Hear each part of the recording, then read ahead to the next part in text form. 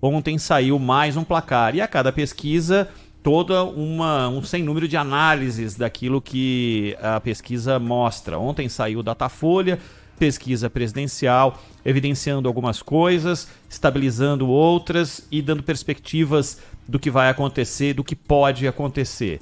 Dentro de margens de erro de maio para cá, mas aí quando você soma várias pesquisas, deixa de ser margem e passa a ser efetiva a mudança, pelo menos da primeira à última etapa dessas pesquisas, de maio para cá, com uma tirada de diferença do presidente Jair Bolsonaro com relação a Lula, mas ainda um cenário que, somados os votos de todos os concorrentes, dariam a Lula vitória no primeiro turno. E essas análises de todos os lados, algumas evidências que o impacto ainda não é percebido na população que recebe o Auxílio Brasil, com uma mudança importante que possa dar ao presidente a certeza da ida ao segundo turno. Mas esse quadro vai ficando um pouco mais cristalizado, Zaidan. Pois é, e os caras trabalham com a ideia de teto, só que são muito móveis, né? Esses tetos que eles enxergam, são muito, muito móveis. Então, isso inclusive contraria um pouco a ideia de teto, né? Porque teto é basicamente, aqui até onde o cara vai, pode né? chegar, não é? E se isso é tão variável, sobe, desce, não é um teto, né? Teto móvel não é teto, né? Talvez retrátil, né?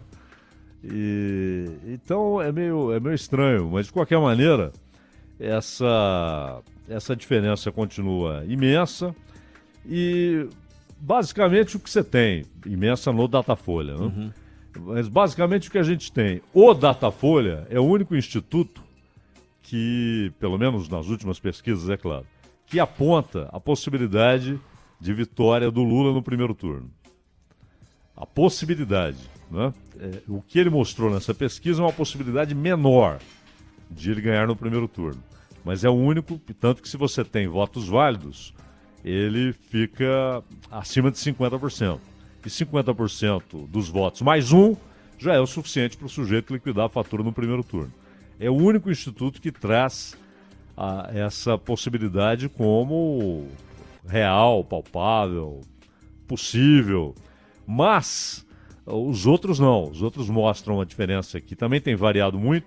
Hora 6, hora 5, hora 12, mas sem que haja a perspectiva de decidir a eleição no primeiro turno. O Datafolha traz essa possibilidade. O que essa pesquisa mostra é que a possibilidade é menor. Essa pesquisa indica que está menor neste momento. Mas essa história de o teto de um subiu, o teto do outro baixou, na verdade não é teto. Isso não é teto. Não é? A ideia de teto é, esse candidato, o teto dele é 30%, não é? Ele não passa daí. Isso é um teto. Agora, um teto de 30, que vai para 32, volta para 28, outro é 40, vai para 42, cai para 38, isso não é teto.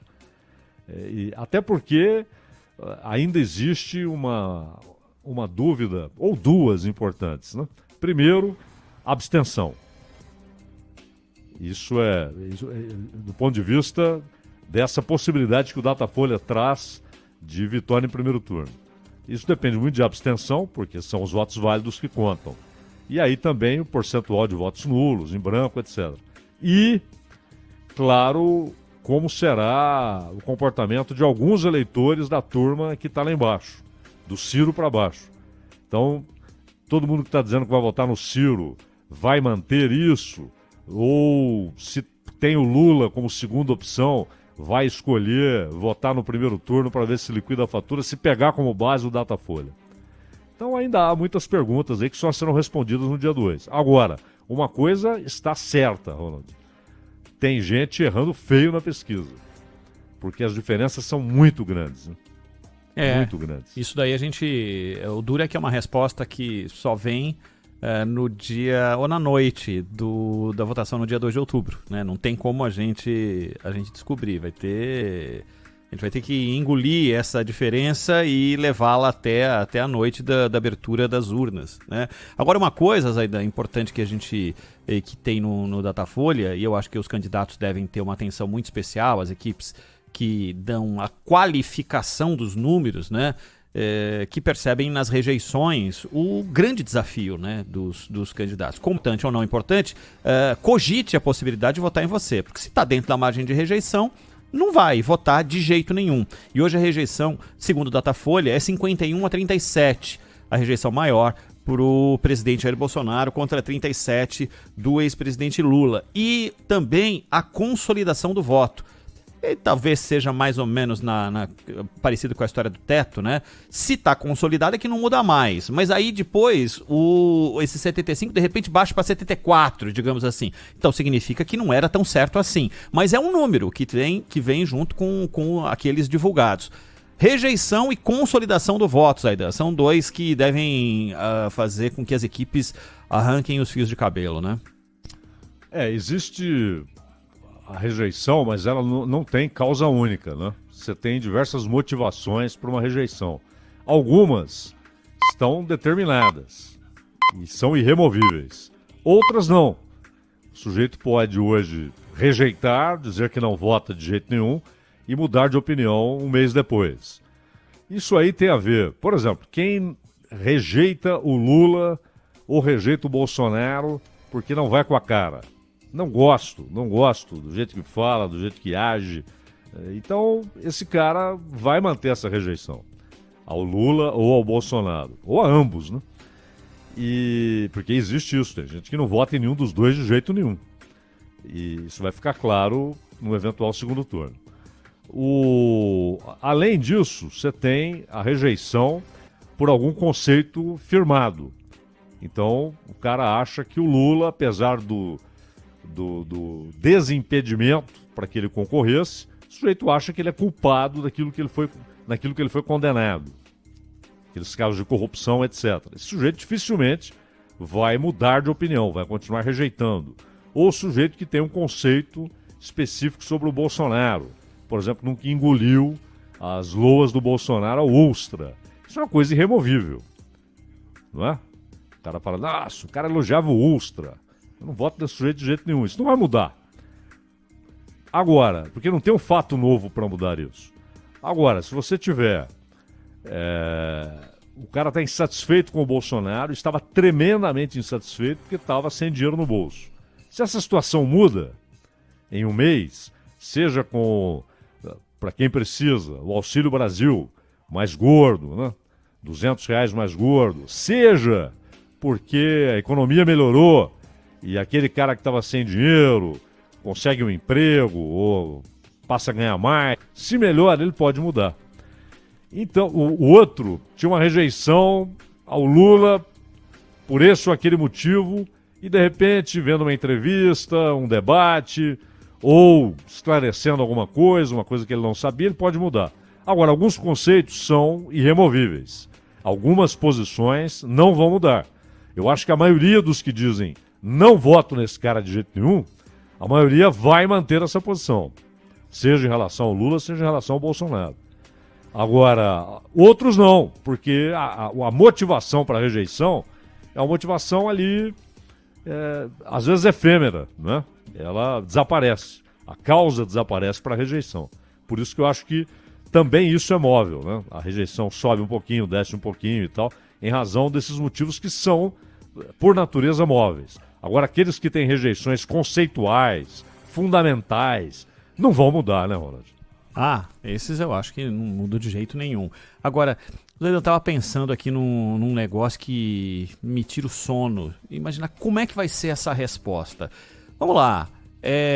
O que aconteceu entre os candidatos, os três com um maior percentual aí, Lula, Bolsonaro e Ciro, ao longo desse período? E olha lá, é um baita de um período, né? Porque eles estão falando de eleição há pelo menos 1 ano e meio, né? A gente imagina que seja o ideal de quem vai comandar o Brasil.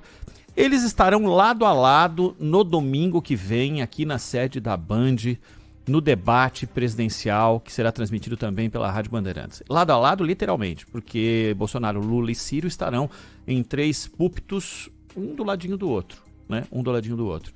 Eu não consigo imaginar como vai ser o momento em que houver um embate de um contra o outro frente a frente. se vai haver um nível de respeito programático, digamos assim, o respeito ao eleitor, né, que quer saber efetivamente o que podemos esperar desse país a partir de 1º de janeiro de 2023. Dá para ter uma ideia, Zaidan, ou vai ser uma caixa preta que a gente só vai saber sentindo o clima na hora que for dada a largada do debate? Não, eu não acho que será uma coisa formal, que eles vão ficar ali discutindo números, o que fazer para melhorar o nível de emprego, para recuperar a indústria. Não é assim que funciona. No começo, talvez, não é? Mas uma palavra não bem digerida, e aí já vem... Desencadeia, né? À tona, claro, desencadeia. E é isso que, inclusive, que o telespectador espera, né? Ele espera um embate que não seja hipócrita. Porque não adianta os caras ficarem se xingando, que é isso que eles fazem, quase o tempo todo, né? Com ofensas mútuas, e na hora de um cara a cara, ficarem discutindo formalmente, né? Ali com a distância civilizatória que está pré-estabelecida, não, que não é imposta, né? Mas que se espera. Ninguém acha que vai acontecer isso. Até pelo temperamento também, né? E o próprio Ciro. O Ciro não vai ficar simplesmente batendo na tecla do seu Programa Nacional de Desenvolvimento. Ele deve dizer, e é o que o telespectador espera, que ele repita para os dois o que ele diz dos dois. Ele diz, por exemplo, olha, o Lula entregou o DENIT lá do Partido Liberal, lá, que é o atual partido do Bolsonaro. E Valdemar Costa Neto. Entregou o DENIT para ele roubar à vontade. Entregou, né, a caixa pro homem da mala. Exato, entregou pro MDB, né? Uhum.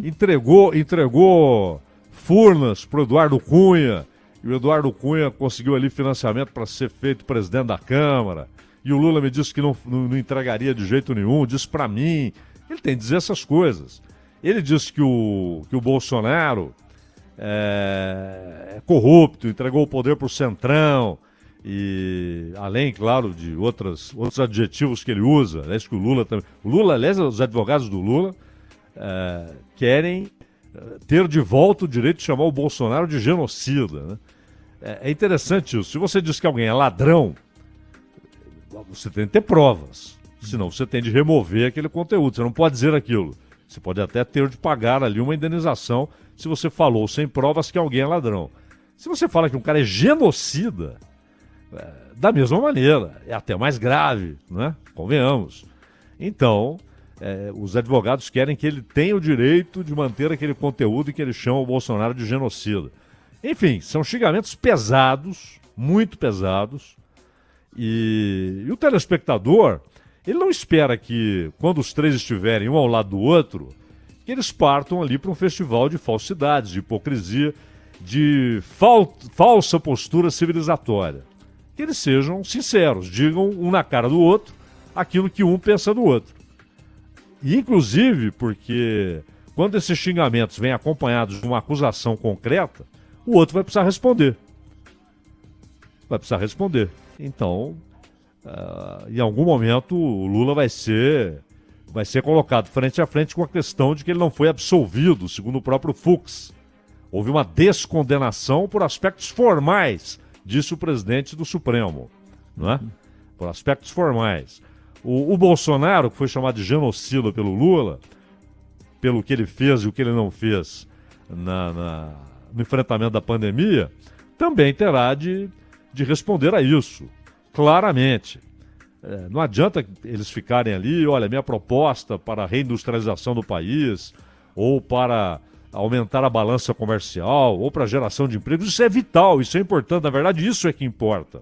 Mas não é o que as pessoas esperam, porque há meses, ou mais do que isso, há anos, eles estão mantendo um discurso político de ofensa ao outro, né? De agressão e de acusação pesada. E esse é o momento deles tentarem esclarecer as coisas, né? Você está dizendo que eu não fui absolvido, que eu sou ladrão. Então é isso. Mas o que você tem a dizer a respeito da Petrobras? Você sabia ou não sabia? Você já admitiu que ela foi roubada. Não, eu não sabia e tal. O que você tem a dizer a respeito da atitude do Ministério da Saúde em relação à pandemia em Manaus? O que aconteceu em Manaus? Aquelas pessoas morrendo por falta de oxigênio. O que você tem a dizer em relação àquele contrato que quase foi feito e que trazia intermediações para a compra de vacina, intermediações ilícitas? É hora de explicarem isso, não é?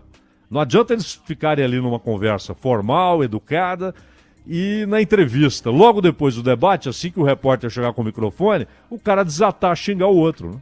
Né? Aí fica fácil. Tem que ser dentro da perspectiva de quem vai estar assistindo. E eu imagino que a gente tem que querer uma audiência tipo Selva de Pedra, primeira versão em que as televisões do Brasil totalizaram 100% ligadas na novela, num capítulo fundamental daquela história da Janete Claire e que vale a pena acontecer em momentos importantes da nossa história. Este é um momento importante da nossa história. Tem que estar todo mundo ligado para saber o que vai acontecer no debate. É no dia 28, é no domingo que vem, com transmissão da Rádio Bandeirantes, com o pré-jogo, vou chamar de pré-jogo, é o esquenta do debate com a nossa equipe aqui, vai ser simplesmente sensacional.